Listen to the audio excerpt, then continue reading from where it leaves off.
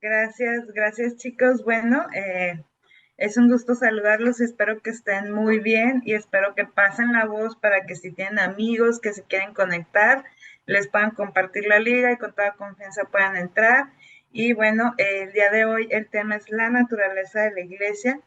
Les voy a compartir pantalla eh, y quiero que estén listos porque el día de hoy especialmente quiero que participen la mayoría.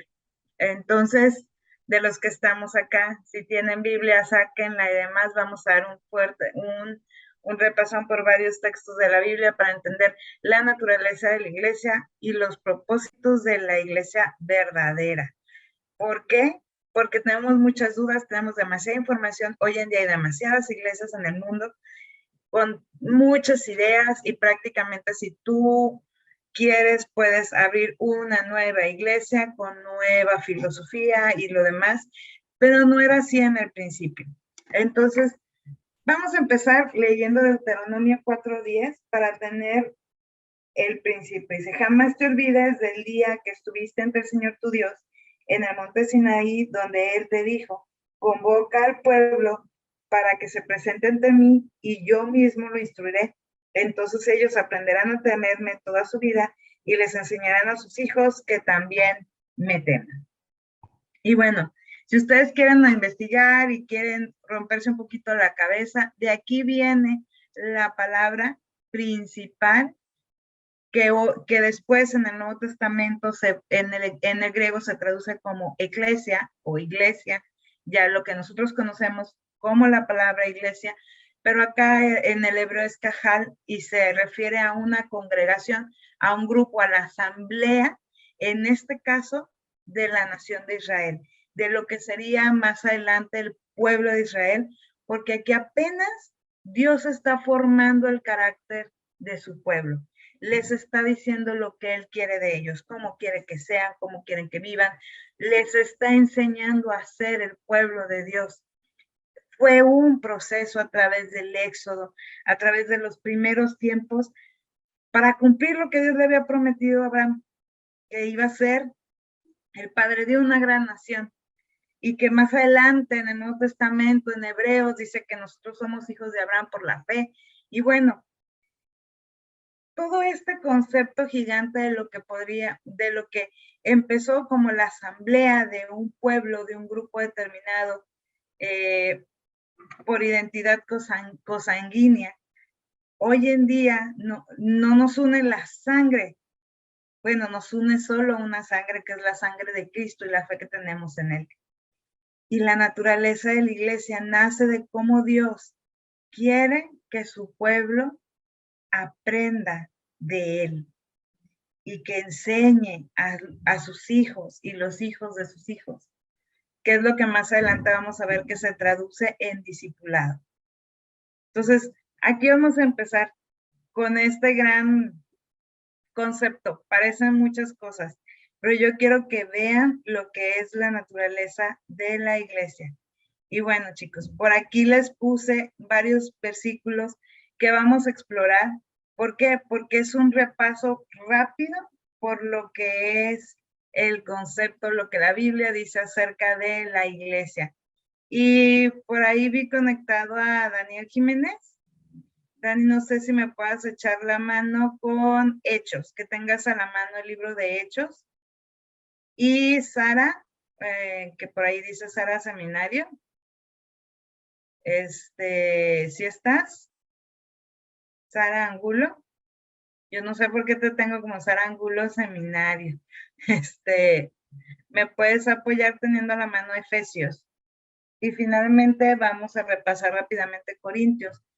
Pero en Hechos 8, para que ustedes lo busquen, Hechos 8 del 1 al 3, y tengan presente, está hablando de la conversión de Pablo, de la persecución, más bien de la persecución que Pablo hizo a la iglesia, y por qué ya eran iglesia.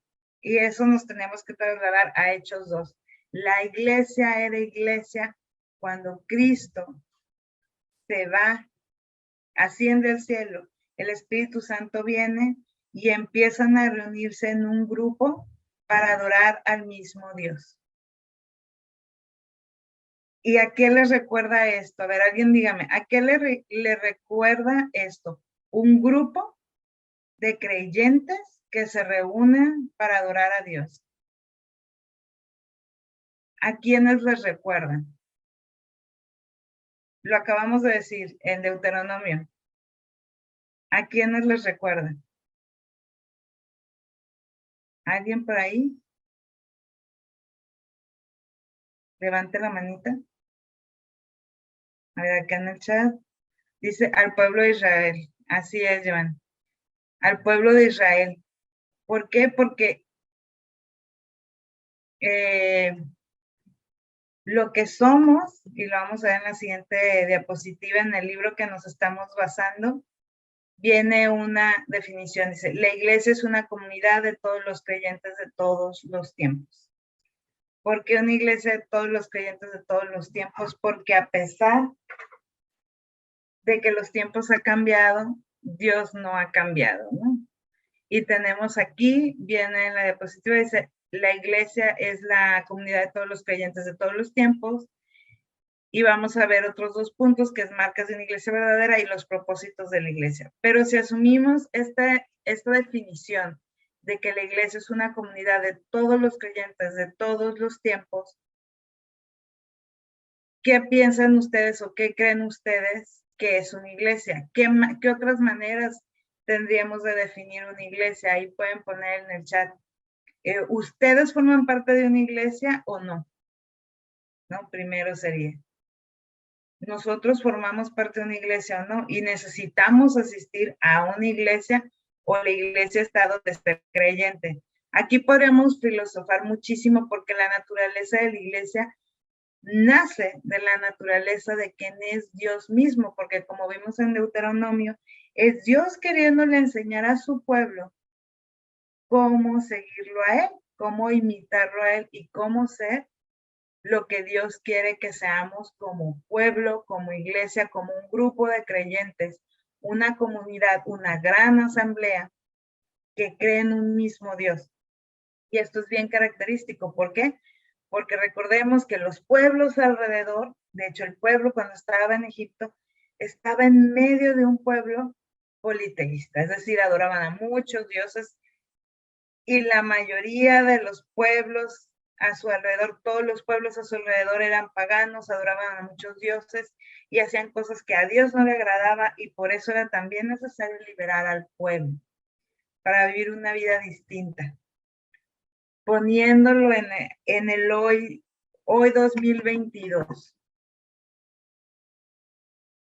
Tú como creyente, asumiendo que formas parte de una comunidad de creyentes, la naturaleza de tu vida ¿es la naturaleza de Cristo o es la naturaleza del mundo? ¿Del espíritu o de la carne? Entonces, por ahí sí pueden escribir algo en el chat. Anímense, yo sé que es una pregunta bien fuerte, pero es una realidad. Nosotros nos tenemos que cuestionar como creyentes, ¿cuál es mi naturaleza? ¿Mi vida qué muestra? Porque a veces juzgamos muy duramente a las congregaciones que conocemos, con las denominaciones que conocemos, las comparamos y creemos que mi visión, mi concepción es la mejor.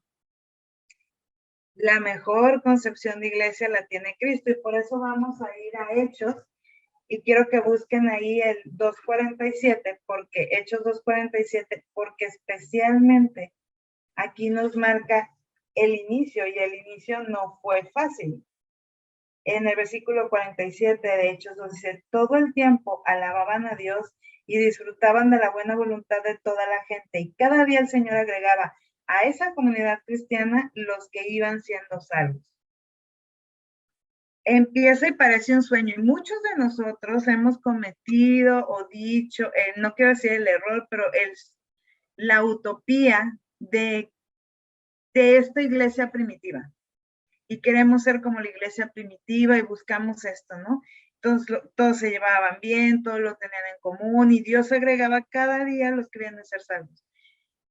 Y pareciera, o a veces se presta a malentender, que el Señor era el que estaba haciendo toda la obra, que los creyentes de esta comunidad estaban ahí siendo bendecidos porque el Espíritu Santo vino después del Pentecostés, en el día del Pentecostés, y entonces todo fue lindo. Pero no era así, ellos tenían que predicar. Si Pedro en medio de ese día de Pentecostés no se hubiera levantado a predicar y a explicar el Evangelio, la parte que Dios quería que hicieran no se hubiera cumplido, porque Dios puso los dones. Dios puso todo lo que ellos necesitaban, pero ellos necesitaban abrir la boca. Ciertamente la Biblia dice que si nosotros no hablamos, van a hablar las piedras, pero la tarea se nos encomendó como una bendición para obedecer. Así como en Deuteronomio, el Señor le pide a Moisés que reúna al pueblo, porque les iba a hablar. Nosotros tenemos que hablar, reunir a la gente, oír nosotros a las reuniones de ellos. Y no creo que se malentienda, no les estoy diciendo que vayan a fiestas ni nada. Pero nosotros hablar y predicar es parte de la naturaleza de la iglesia, es parte esencial, el que los creyentes enseñen a los demás. Es parte esencial. Y vamos a ir a las marcas de una iglesia verdadera. Y aquí se ven bien chiquitas las letras, pero la 1 dice la predicación correcta de la palabra. Y esto suena bien fácil, pero ¿qué es lo correcto de la palabra? ¿Cómo predicamos correctamente la palabra? Y los voy a leer de corrido y luego vamos a ver a detalle. La predicación correcta de la palabra, la administración de las enseñanzas de Dios de una manera sana, la pureza de la iglesia, la disciplina eclesiástica, una adoración genuina, una oración efectiva, un testimonio eficaz, santidad de la membresía, la unidad de la iglesia. Estas son marcas de una iglesia verdadera. ¿Cómo sé yo que una iglesia es verdadera? Una predicación correcta de la palabra, del evangelio. Vamos a verlo. Vamos a irnos a Efesios 5. Por eso les dije que íbamos a hacer un recorrido rápido, pero profundo. Y Efesios 5, 1 y 2, se los voy a leer. Dice, por lo tanto, imiten a Dios en todo lo que hagan, porque ustedes son sus hijos queridos. Vivan una vida llena de amor, siguiendo el ejemplo de Cristo. Él nos amó y se ofreció a sí mismo como sacrificio por nosotros, como aroma agradable a Dios. Que prediquen la palabra, la predicación correcta de la palabra. ¿Cómo nosotros sabemos que estamos viviendo una vida llena de amor y siguiendo el ejemplo de Cristo? Tu vida, lo que tú hablas, lo que tú vives, lo que tú haces, lo que desde el púlpito de una iglesia verdadera se dice, ¿está en la Biblia?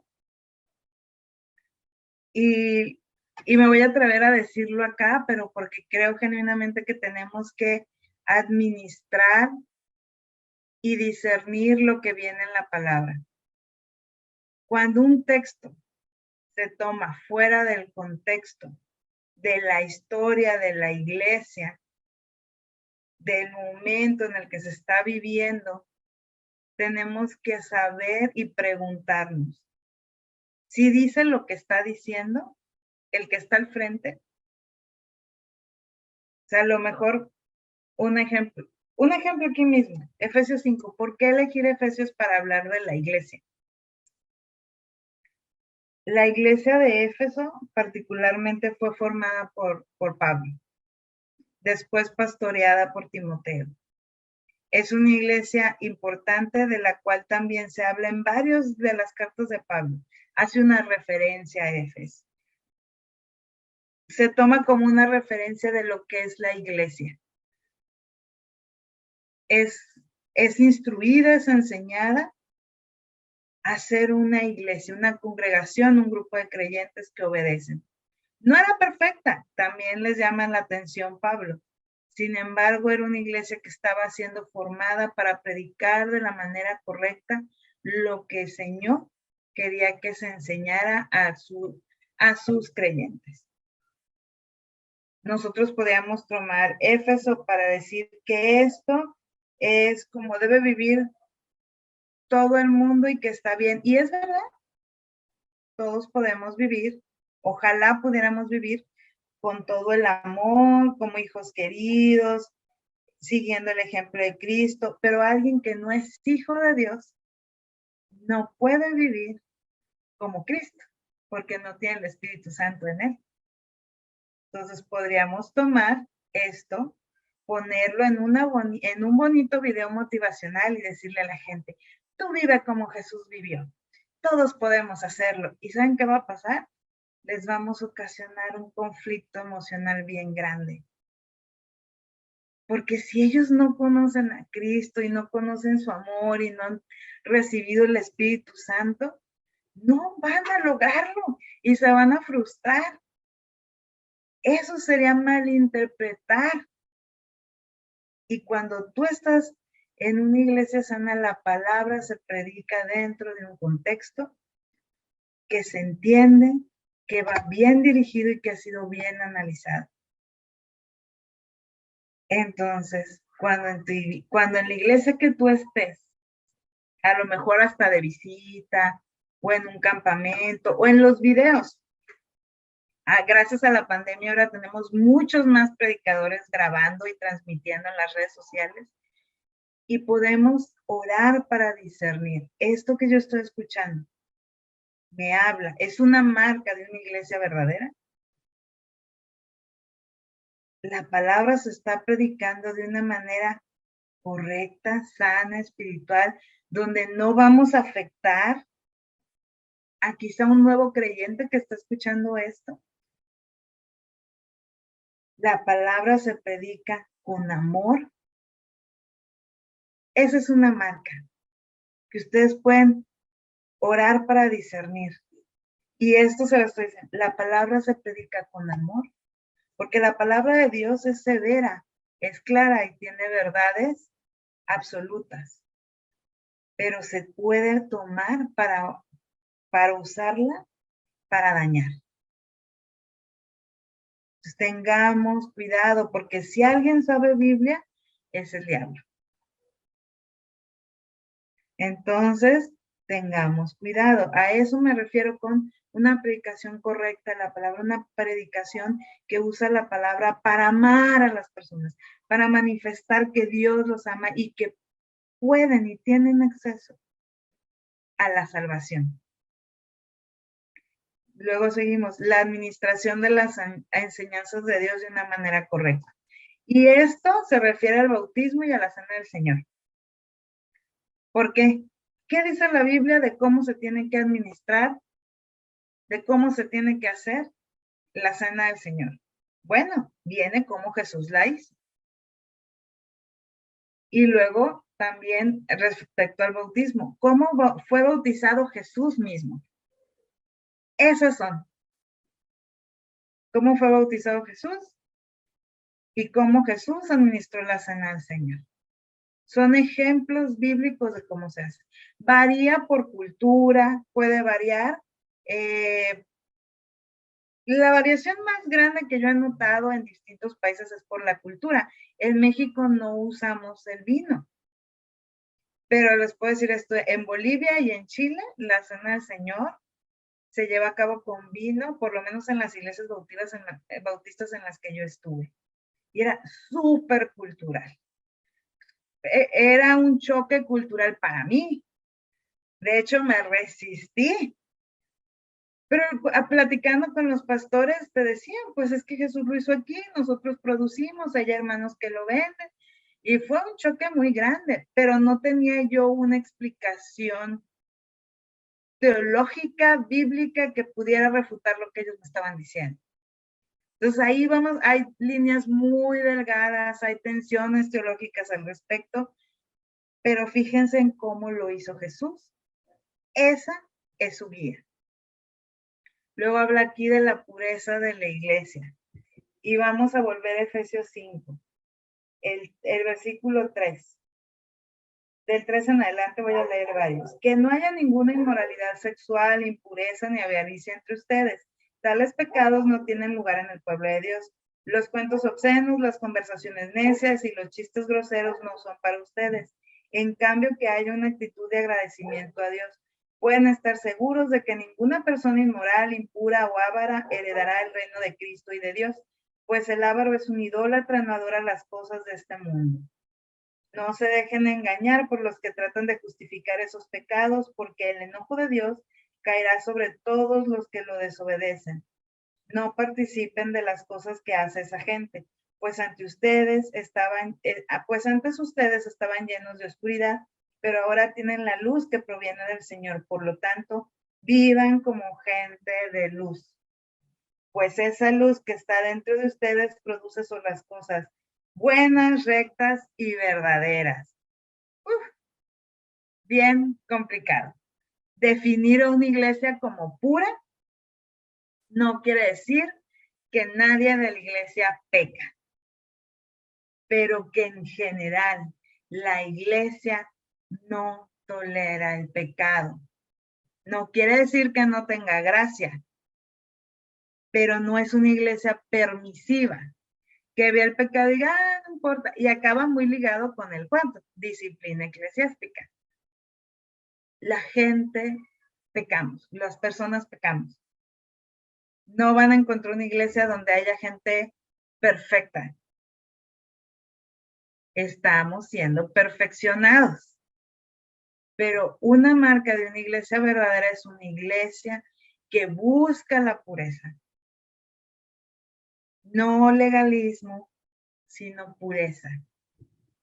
Porque la razón que aquí es que nosotros éramos así. Vivíamos en la oscuridad, en las tinieblas, pero hemos sido llamados a la luz. Por lo tanto, no es posible que sigamos disfrutando el pecado. Porque entonces hay señales de que el Espíritu Santo, pues, no sé, está contristado en algún lugar, ¿no? Entonces, esa es otra marca de la iglesia, la pureza de la misma. Y también la aplicación de la disciplina como viene en la Biblia. Tengan cuidado, porque aquí es donde se pierde mucho en el legalismo. La disciplina en la iglesia significa también gracia y perdón. Entonces son líneas muy delgadas y aquí podríamos durar una clase diferente para cada punto. Pero nos vamos a ir más rápido. Y sigue la adoración genuina, que es, vamos a ir a Efesios 5:10. Averigüen bien lo que le agrada al Señor. ¿Qué le agrada a Dios? Lo que le agrada a Dios, con todas sus múltiples variantes, es adoración. Lo podemos adorar en lo que hacemos, en lo que decimos y en lo que vivimos. ¿Qué hago yo para adorar a Dios? Podemos cantar, eso es alabanza, pero también podemos vivir y hacer lo que Cristo hizo. Adorar a Dios también es tener misericordia. Adorar a Dios es ayudar al prójimo. Adorar a Dios es amar a mi hermano. ¿Me está haciendo bien o no me está haciendo tanto bien?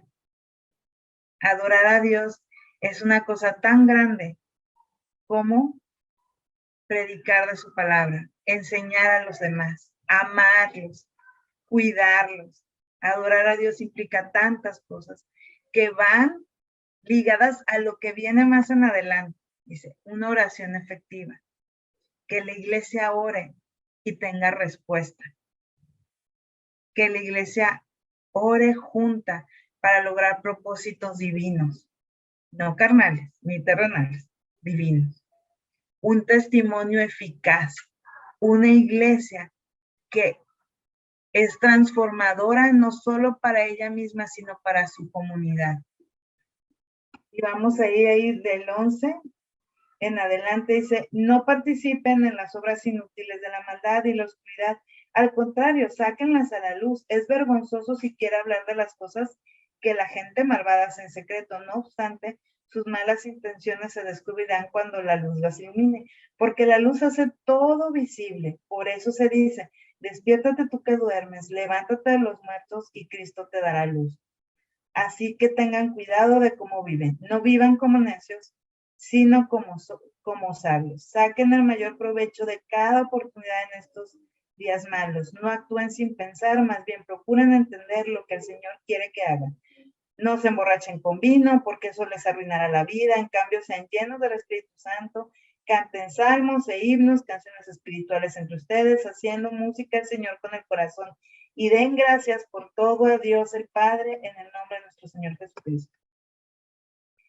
Eso incluye adoración, eso incluye oración y eso trae testimonio eficaz.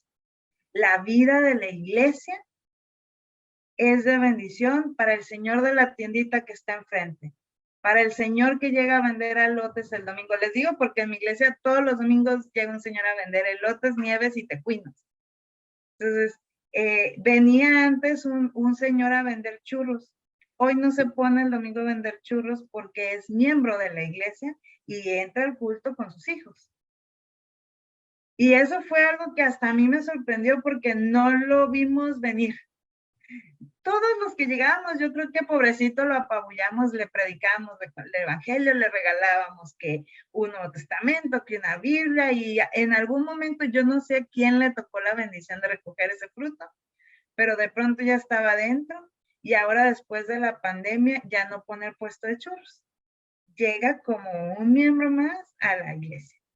Y ojalá tuviéramos la oportunidad de que toda la gente que pasa por el templo de nuestras iglesias recibiera ese testimonio eficaz, transformacional. Esto es parte de todo. Y vamos, después dice, la santidad de la membresía, que va ligado también a la pureza de la iglesia. Y esta es de las más difíciles porque nos tendríamos que meter en la vida de cada uno, pero los pastores sí saben, muchos pastores saben cómo está su membresía. Esto quiere decir que si la membresía tiene problemas de santidad, es porque quizá la disciplina no se está ejerciendo.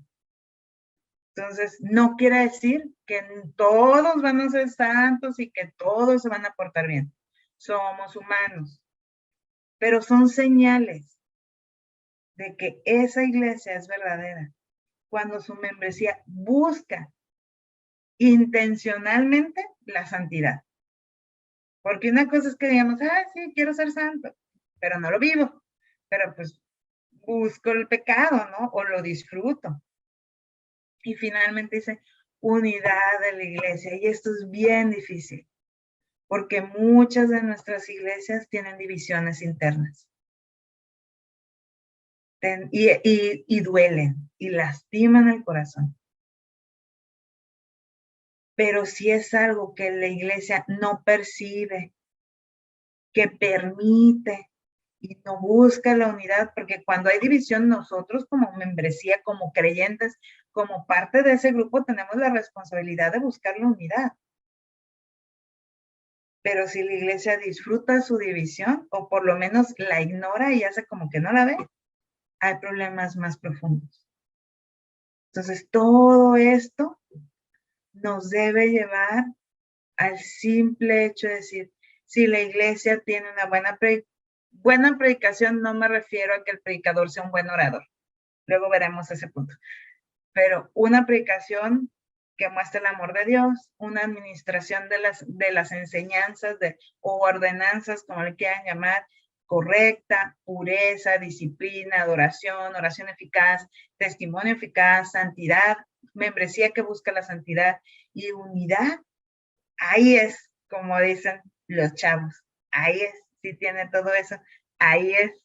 No porque vaya a ser perfecta, ni porque no hagan un checklist, no, pero vean que el Espíritu Santo los guíe y distingan si esa es una iglesia verdadera. Y vamos a ir a los propósitos de la iglesia. Dice, los propósitos de la iglesia van a 3 puntos: a Dios, a los creyentes y al mundo. Y esto es algo mucho más profundo. Si tienen por ahí el Salmo 67:3, dice que todos los pueblos te alaben, oh Dios, sí, que todos los pueblos te alaben. Y esto es dirigido totalmente a Dios. El propósito de la iglesia es totalmente a Dios y no hay errores o fallas al respecto. La iglesia tiene como propósito que Dios sea adorado. Y eso nos lleva a que la iglesia va a buscar que los creyentes, su grupo, este grupo grande de creyentes, y no me refiero para una iglesia solamente, sino todo lo que es la iglesia de manera universal, es ayudar a crecer a los creyentes, es decir, el discipulado. El discipulado es que la gente aprenda a seguir a Jesús y en ese discipulado un discípulo tiene que hacer discípulos. Y ahí escalamos al punto 3. ¿Cómo un discípulo va a ser discípulos? A través de la evangelización y teniendo misericordia. Yo muchas veces llegué a pensar en otra etapa de mi vida, que pues que el Señor viniera ya, ¿no? Y me evitara muchos problemas. Señor, si vienes pronto, pues yo me voy. Y ya se arregló el problema de ahorita que traigo el dolor de la muela del juicio, pues ya, ¿no? Ya se acabó todo el problema, no tengo que pagar la cirugía. Pero en otra etapa, pero alguna vez, en algún momento, alguien me dijo que se quería ir, que ojalá que el Señor viniera, pero por amor a los demás teníamos que orar para que el Señor retardara su venida. No viniera todavía, porque había muchos billones de personas que nunca han escuchado el nombre de Jesús. Hizo mucho sentido, todo el sentido del mundo. Porque si la tarea de la iglesia es que Dios sea adorado, como viene en Apocalipsis, por toda lengua, tribu y nación, entonces los que ya somos creyentes tenemos que aprender muchas cosas del Señor y aprender primeramente a seguirlo, a imitar a Cristo. Imitando a Cristo, lógicamente, imitar a Cristo nos va a llevar a ser discípulos. Y eso solo se logra a través de la evangelización. Y la evangelización se hace por amor a Dios y misericordia al prójimo. Amor al prójimo. Si yo amo a Dios y me amo a mí mismo como Dios me ama, voy a amar al prójimo como Dios le ama. No solo como yo me amo a mí, sino como Dios le ama. Y por lo tanto, mi oración tiene que ser: Señor, mientras yo viva, hasta donde yo viva, con todo mi corazón, con toda mi alma, con todas mis fuerzas, permíteme predicar el evangelio, mostrar misericordia. Y no vengas hasta que todos hayan escuchado. Él prometió que iba a venir cuando todos hubieran escuchado. Eso me garantiza que no va a venir mañana, por lo menos no mañana, porque Él nos ama y nos tiene misericordia. Los propósitos de la iglesia son claros: que todos los pueblos te alaben, oh Dios, que todos los pueblos te alaben. Adoración es el uno, enseñanza y evangelización. Y esto nos lleva a la gran comisión. Prediquen, enseñen, bauticen, hagan discípulos. Vayan y hagan discípulos. No fue vayan y pónganse a cantar en el centro. No es malo, es una estrategia. Pero el punto va más allá. La iglesia tiene un propósito divino, que Dios sea adorado por todos. Todas las criaturas humanas, todos los hechos a imagen y semejanza de Dios, tienen que adorarle. Esa es nuestra meta. Y la naturaleza de la iglesia tiene que ser la naturaleza de Cristo. Pequeño detalle.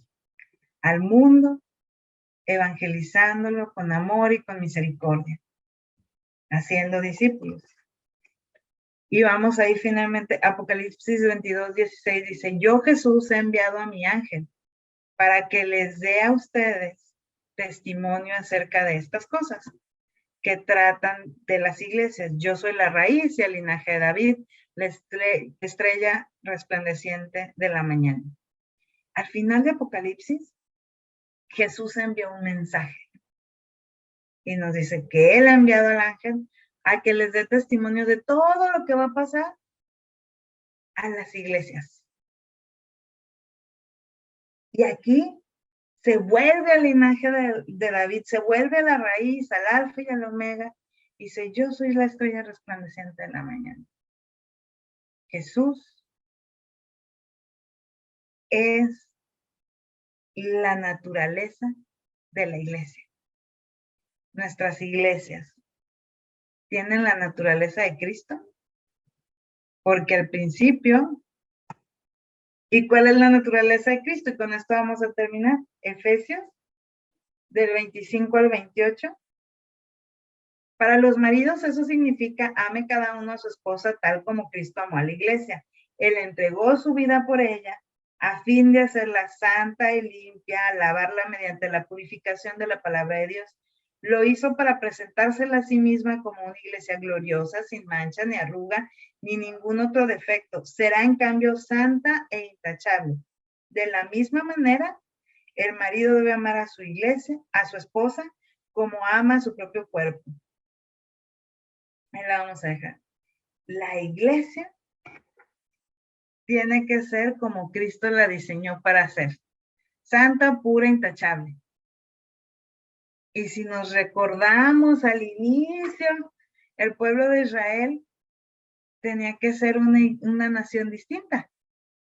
Santa, pura, intachable, que no se contaminaba, incluso no comían un montón de cosas porque tenían que ser santos, digno pueblo del Dios santo. Tu iglesia y la mía tienen esta naturaleza digna, pura, santa e intachable. Naturalmente, no de nosotros. Cristo la hizo así. Cristo la purificó y la lavó. Nuestra tarea es que el Señor siga trabajando en tu vida y en la mía para que esa naturaleza de cada creyente, la naturaleza de Cristo, sea lo que la gente vea, para que tu iglesia y la mía tengan un testimonio eficaz que da fruto y fruto en abundancia. Gracias, chicos, y bueno, si tienen alguna pregunta, los vemos en el chat.